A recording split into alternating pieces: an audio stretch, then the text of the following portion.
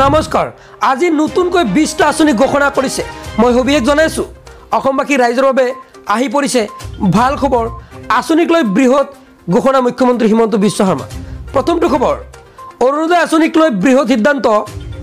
ৰাজ্য চৰকাৰৰ ৰেচন আৰু আধাৰ কাৰ্ড নাথাকিলে কৰ্তন হ'ব অৰুণোদয়ৰ ধন পূৰ্বতকৈ হলনি হল অৰুণোদয় আঁচনিৰ নিয়ম নতুন ৰূপত আহিব অৰুণোদয় 3.0 ৰেচন কাৰ্ড নাথাকিলে বঞ্চিত হ'ব অৰুণোদয় আঁচনিৰ পৰা ৰেচন কাৰ্ড থকাৰ উপৰিও থাকিব লাগিব এতিয়াৰ পৰা আধাৰ কাৰ্ড অৰুণোদয়ৰ বাবে প্ৰয়োজন হ'ব আধাৰ আৰু ৰেচন কাৰ্ড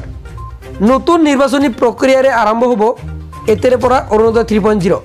অৰুণোদয় 3.0 আৰম্ভ হ'লে পুৰণি হিতাধিকাৰীয়ে বঞ্চিত হ'ব পাৰে অৰুণোদয়ৰ পৰা আধাৰ ৰেচন কাৰ্ড নাথাকিলে কৰ্তন হ'ব আঁচনিৰ পৰা নাম সেপ্টেম্বৰ মাহৰ পৰা আৰম্ভ হ'ব অৰুণোদয় 3.0 পঞ্জীয়ন নতুনকৈ 20 লাখ হিতাধিকাৰীয়ে লাভ কৰিব অৰুণোদয় আঁচনিৰ ধন 47 লাখ পৰিয়ালে লাভ কৰিব অৰুণোদয়ৰ ধন অৰুণোদয় আঁচনিক লৈ বৃহৎ সিদ্ধান্ত এবাৰ ৰাজ্য চৰকাৰৰ পৰৱৰ্তী খবৰ অনলাইন পেমেন্ট কৰা সকলৰ বাবে ডাঙৰ খবৰ আহি পৰিছে হয় যদি আপুনি ইউপিআই লেনদেন কৰে তেনে ক্ষেত্ৰত আহি পৰিছে নতুন নিয়ম এতিয়াৰ পৰা প্ৰতিদিনে কিমান টকাৰ লেনদেন কৰিব পাৰিব ৰিজাৰ্ভ বেংকৰ ডাঙৰ সিদ্ধান্ত ইউপিআই লেনদেনত আহি গল এই নতুন নিয়ম দৈনিক ইউপিআই লেনদেনৰ নিয়মত আহিছে ডাঙৰ পৰিৱৰ্তন যদি আপুনি লেনদেন কৰে ইউপিআই ট্ৰানজাকচনৰ লিমিট 1 লাখ টকাৰ পৰা বৃদ্ধি কৰা হৈছে এতিয়াৰ পৰা 5 লাখ টকা যদিও সাধাৰণ ইউপিআই লেনদেনৰ সময়সীমা national payment corporation of India 2016 চনতে মুকলি কৰিছিল ইউপিআই পদ্ধতি অনলাইন পেমেন্টত 1 নম্বৰ হৈছে আমাৰ ভাৰত সকলোৱে জানে যে ইউপিআই এনপিসিআই লেনদেনৰ সীমা 1 লাখ টকাৰ নিৰ্ধাৰণ কৰি ৰাখিছে ষ্টেট বেংকৰ তৰফৰ পৰা প্ৰতিদিনে ইউপিআই লেনদেনৰ সীমা 1 লাখ টকা আৰু প্ৰতিদিনে 10টা লেনদেনহে কৰিব পাৰে ষ্টেট বেংকৰ গ্ৰাহক সকলে central bank union bank Indian bank UCO bank ICICI bank Bandhan bank HDFC IDBI bank এইসমূহত কিন্তু 1 লাখ টকা সীমা কিন্তু দিয়া হৈছে কিন্তু অতি শীঘ্ৰেই প্ৰায় সকলো বেংকৰ গ্ৰাহকে 5 লাখ টকা লৈ কৰিব পাৰিব এই লেনদেন পৰৱৰ্তী খবৰ মাটিবাৰীৰ কাম কাজক লৈ ডাঙৰ খবৰ আহি পৰিছে শীঘ্ৰেই মুকলি হ'ব বসুন্ধৰা 3.0 বসুন্ধৰা 1.0 আৰু 2.0 ৰ পিছত চৰকাৰ হাজু হৈছে 3.0 ৰ বাবে নিৰ্দিষ্ট সময়ৰ ভিতৰতে সম্পূৰ্ণ কৰা হ'ব মাটিবাৰী সম্পৰ্কীয় সকলো কাম কাজ বসুন্ধৰা 3.0 পুনৰীক্ষণ কৰা হ'ব পূৰ্বে বাতিল হোৱা বহু আবেদন পত্ৰ নামজাৰি বাটোৱাৰা আদিৰ কাম সম্পূৰ্ণ অনলাইন যোগে আবেদন কৰিব লাগিব অনলাইনত আবেদন কৰাৰ পিছতে নিৰ্দিষ্ট সময়সীমাৰ ভিতৰতে সম্পূৰ্ণ কৰা হ'ব ভূমি সংক্ৰান্তীয় কাম কাজ মুখ্যমন্ত্ৰী ডক্টৰ হিমন্ত বিশ্ব শৰ্মাই জনালে এই ভাল খবৰ পৰৱৰ্তী খবৰ পিএম সূৰ্য ঘৰৰ বাবে শীঘ্ৰেই কৰক আবেদন আৰম্ভ হৈ গ'ল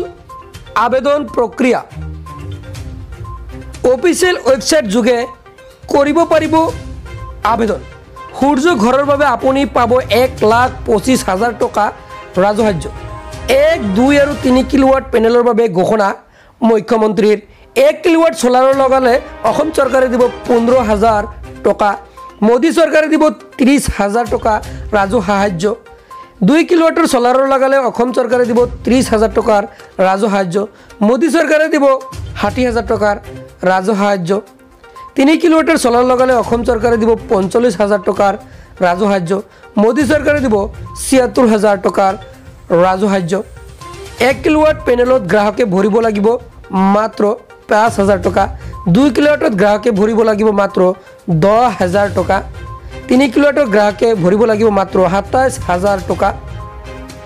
ইয়াৰ বাবে কোনো বন্ধকি নোহোৱাকৈ এছবিআইৰ পৰা ঋণ ল'ব পাৰিব আপুনি প্ৰথমে আবেদন কৰা লোকে পাব এই সুবিধা হয় যদি আপুনি আবেদন কৰা নাই তেন্তে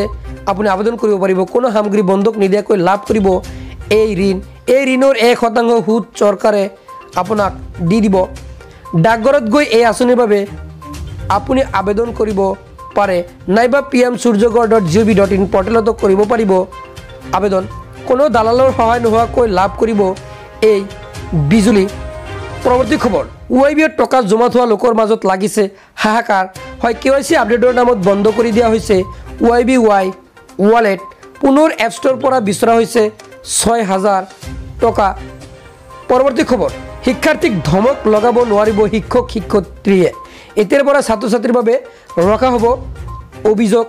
বাকচ। ছাত্ৰ ছাত্ৰীৰ অভিযোগ পত্ৰৰ ওপৰত অভিভাৱক আৰু শিক্ষক কমিটিয়ে কৰিব পাৰিব বিচাৰ। মৌলিক শিক্ষা বিভাগে জাৰি কৰিছে এই নিৰ্দেশনা। প্ৰাথমিক বিদ্যালয়ৰ ছাত্ৰ ছাত্ৰীৰ বাবে এই নিয়ম ৰুজু হৈছে।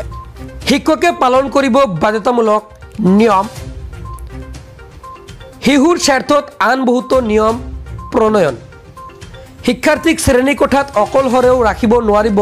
এতিয়াৰ পৰা শিক্ষকে। ইয়াৰ উপৰিও দৌৰি ফুৰা শিক্ষক আঁঠুলৈ বহিবলৈ দিয়াটো বাধা দিব লাগিব। কণমানি শিক্ষাৰ্থীক নিজৰ মতামত জনাবৰ বাবে ব্যৱস্থা গ্ৰহণ। নতুন শিক্ষানীতিৰ সন্দৰ্ভত উত্তৰ প্ৰদেশত মুখ্যমন্ত্ৰীৰ জৰুৰী বৈঠক। পৰৱৰ্তী খবৰ, লাখ লাখ মহিলাৰ বাবে কংগ্ৰেছৰ বৃহৎ ঘোষণা। মহিলাৰ একাউণ্টত 2 লাখকৈ টকা প্ৰদান কৰিব কংগ্ৰেছ চৰকাৰে। নাৰী সবলীকৰণৰ বাবে কংগ্ৰেছে ঘোষণা কৰিলে বিশেষ আঁচনি। বিজেপিৰ কোটিটকীয়া আঁচনিক চেলেঞ্জ কংগ্ৰেছ চৰকাৰৰ। বিধৱা মহিলাক 2 লাখকৈ টকা প্ৰদানৰ ঘোষণা হিমাচলৰ কংগ্ৰেছ চৰকাৰৰ। পুনৰ বিবাহৰ প্ৰতি বিধৱা মহিলাক উৎসাহিত কৰিবলৈ কংগ্ৰেছৰ এই বৃহৎ সিদ্ধান্ত। বিধৱা মহিলাক নতুন জীৱন আৰম্ভ কৰিবলৈ 2 লাখ টকাৰ আৰ্থিক সাহায্য কংগ্ৰেছৰ। পূৰ্বে পুনৰ বিবাহত বহা মহিলাক 65,000কৈ টকা দিছিল হিমাচলৰ কংগ্ৰেছ চৰকাৰে। হিমাচল কংগ্ৰেছ চৰকাৰে 65,000ৰ পৰা 2 লাখ টকালৈ বৃদ্ধি কৰিলে এই আঁচনিৰ ধন।